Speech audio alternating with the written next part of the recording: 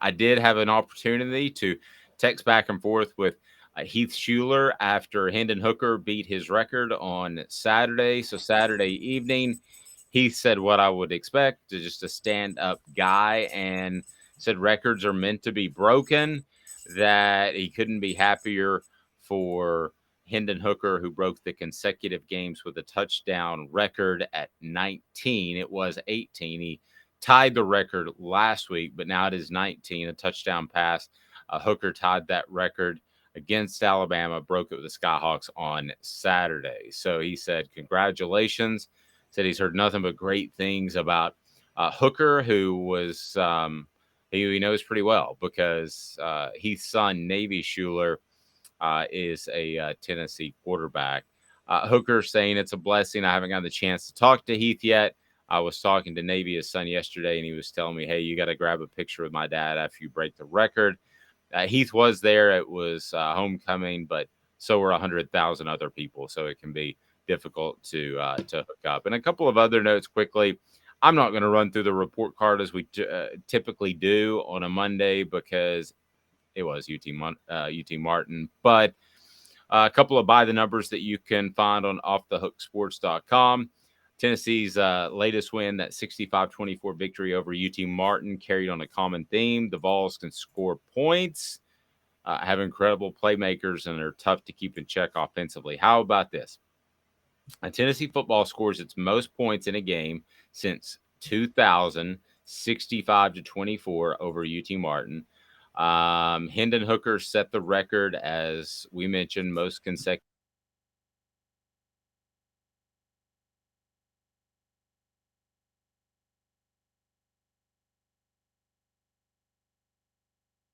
times, 7 receptions, 174 yards, 2 touchdowns. Alabama, 8 targets, 6 receptions, 207 yards, 5 touchdowns. And then at LSU, for the last 2 quarters of that game, 4 receptions, 63 yards, and 2 touchdowns. And 344 points, the most for Tennessee. Some of these numbers are just bizarro. 344 points, that's the most for the Vols than the entire seasons of the following years in the last decade, 2020, 2019, 2018, 2017, 2013. There's a common theme there. There's a lot of Jeremy Pruitt bullethead. Now the 344 points, was in the third quarter of Game 7. So what do you think Tennessee fans like more, winning or winning the way they're doing? With the points. That's pretty exciting. It's kind of a catch-22 question because I think both are winning. So I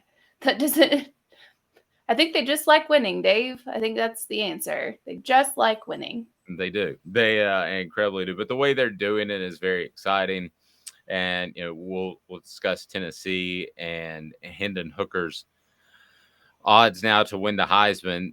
Other than, God forbid, a suspension, injury, something like that, that's totally unforeseen, I don't see how Hendon Hooker's not at the Heisman ceremony. I don't see how he's not a real contender. And something I was going to write about today is, could the Peyton Manning sort of effect, being the leader throughout the season, affect C.J. Stroud? Because everybody has just kind of said it's C.J. Stroud's award to win. And at times, that's the position you'd want to be in, because there were people that would cast their votes. Amanda, I know you're going to just absolutely cringe when you hear this. They would cast their votes in late October or early November.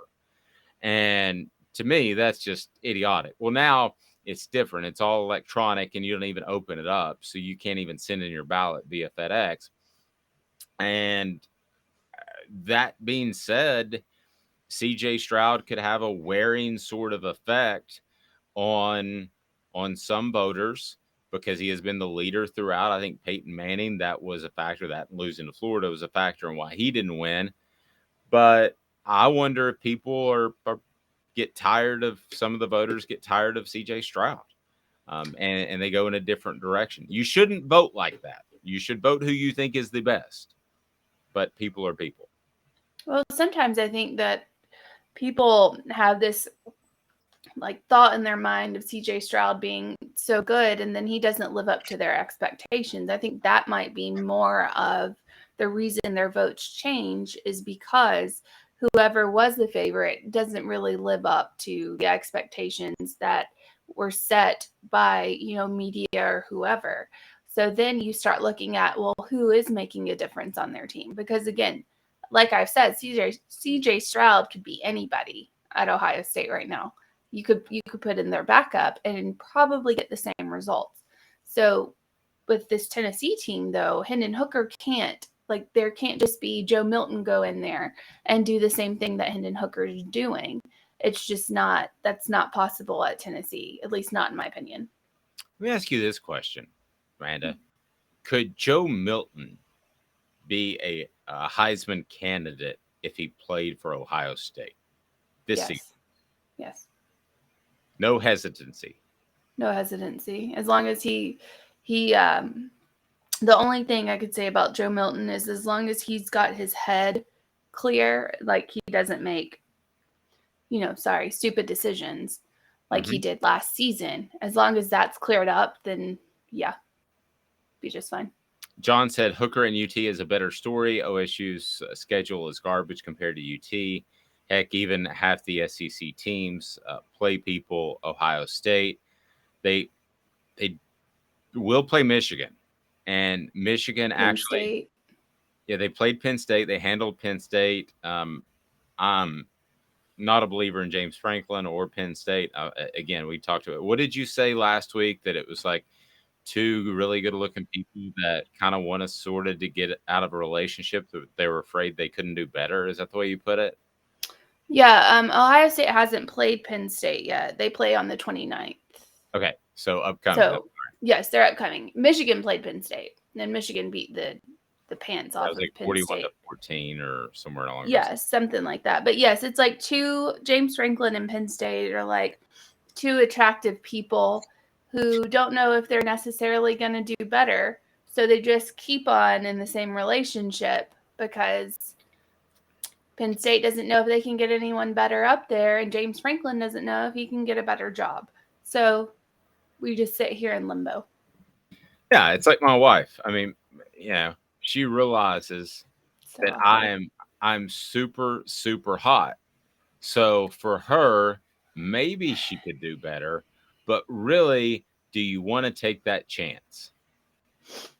Yeah, that's exactly what I'm saying. You hit the nail on the head. I mean, my God, Dave, I don't even know how I sit here on this show with you, as hot as you are. I should just be like this big in the corner. It's it's hard, isn't it? It's terribly difficult. Terribly. John said he likes your analogy on the Penn State thing Thank too, you. but they're really not even two hot people. They're two fairly good looking people. I mean, they're pretty in the terms of college football, hot, because all you have to do is go up against Ohio State every year. You don't really have another schedule other than that. Ohio State and Michigan, those are the only two teams you have to play as Penn State, and you're up there with all the whiteout and all the crazy fans. So I mean, that's a pretty hot job, I would say. It's fairly easy. You could probably have a 10-2 season every year. Um, but then you have, James Franklin, who did really well at Vandy, and everyone loved him and wanted him there. So I don't know. You have worse coaches. True. When I think hot, using that using that analogy, I You would think of yourself. and, and Continue then on. and then after that, I think it would be Nick Saban, Alabama, Georgia, Kirby Smart. Those are both hot. I mean, they are proven. The universities have proven they will provide you with what you need to win. You have shown them that you can win. To me, Penn State and James Franklin are just kind of good looking. No, see, the Saban is beautiful. He's not hot. Josh Heupel is hot. Saban is beautiful. Saban is that without makeup, whatever, attractive person. Josh Heupel is that up and coming, like the young, like movie star kind of person that's coming on the scene. He's hot. There's a difference. By the way, can you pull up that picture that my wife emailed us during the show one day? A young Josh Heupel looks remarkably like Justin Timberlake. Which a smaller Josh Heupel. A smaller, younger Josh Heupel. We'll get to that and I'll get Chris. I'm sure Chris Landry wants to weigh in